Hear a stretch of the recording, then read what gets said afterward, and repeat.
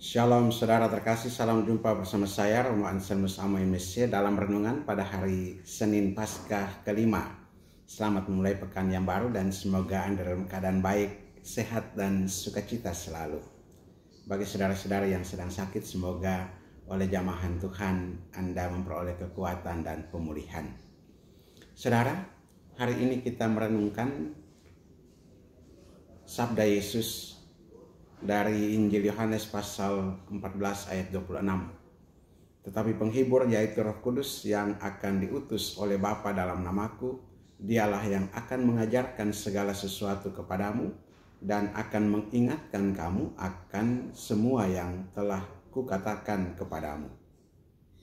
Yesus tahu bahwa para murid akan menghadapi dunia yang penuh tantangan. Mereka tidak hanya perlu dihibur, tetapi juga dituntun untuk memahami ajaran-ajarannya dengan lebih mendalam. Maka ia menjanjikan Roh Kudus, pengingat dan pengajar sejati. Roh Kudus dalam Injil Yohanes bukan hanya kekuatan ilahi yang samar. Ia adalah pribadi ilahi yang menyapa hati, menghidupkan firman, dan membawa kita kepada kebenaran. Santo Irenaeus dari Lyon menulis dalam Adversus Heresis, Roh Kudus adalah Dia yang memberi manusia kematangan penuh dalam Allah. Dan Santo Gregorius Agung berkata, tanpa Roh Kudus kita tidak dapat mengerti perkataan Tuhan, tetapi dengan Dia kita mengerti walau satu kata dapat menjadi kehidupan. Roh Kudus membuat apa yang telah dikatakan Kristus menjadi terang dan hidup, bukan hanya untuk diingat tetapi untuk dihayati. Dalam hidup kita sehari-hari kita sering melupakan ajaran Kristus. Kita tahu bahwa harus mengampuni, tetapi tetap menyimpan dendam. Kita tahu harus rendah hati, tetapi jatuh pada kesombongan.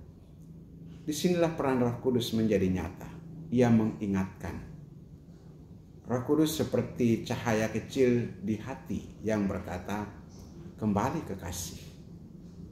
Ia berbicara lembut namun tegas saat kita tergoda, saat kita bimbang, bahkan saat kita putus asa.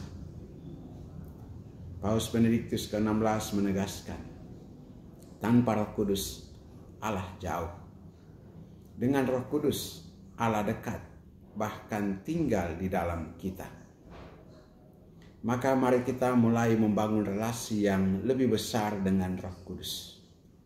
Dan sadar bahwa Roh Kudus senantiasa ada bersama dengan kita.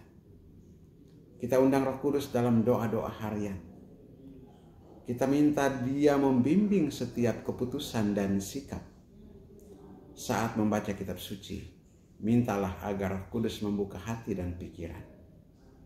Seperti dikatakan Santo Simeon, the New Theologian, ketika Roh Kudus tinggal di dalam kita, tidak mungkin kita tidak sadar. Ia akan menghangatkan hati dan menyalakan cinta. Saudara-saudari, hari ini kita diajak untuk menjadi murid yang terbuka pada Roh Kudus. Jangan andalkan kekuatan sendiri. Izinkan Roh Kudus menjadi pengingat kasih agar hidup kita menjadi Injil yang hidup bagi sesama. Mari kita berdoa bersama. Datanglah Roh Kudus, terangilah pikiranku, gerakkan hatiku. Ajarlah aku untuk mencintai seperti Yesus mencintai. Dan semoga setiap langkah kita dipenuhi dengan kebijaksanaan, kelembutan, dan keberanian yang berasal darinya. Amin. Berkat Allah yang Maha Kuasa turun dan tinggal atasmu, dalam nama Bapa dan Putra dan Roh Kudus. Amin.